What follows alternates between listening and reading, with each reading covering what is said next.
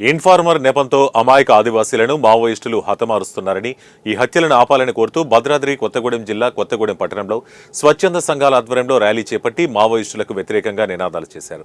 అనంతరం బస్టాండ్ వద్ద ఉన్న అమరవీరుల స్తూపం వద్ద యువకులు పెద్ద ఎత్తున మానవహారం చేపట్టి నిరసన వ్యక్తం చేశారు.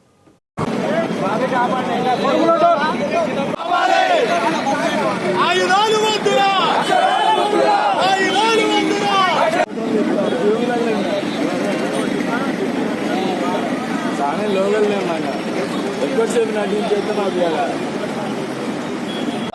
అమాయకపు ఆదివాసులపై జరిగే హత్యలను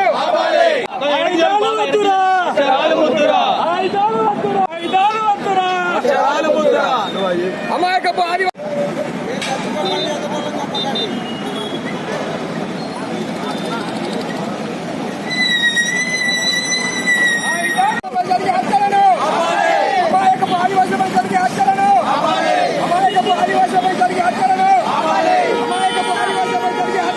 నా పేరు వెంకుట మహేష్.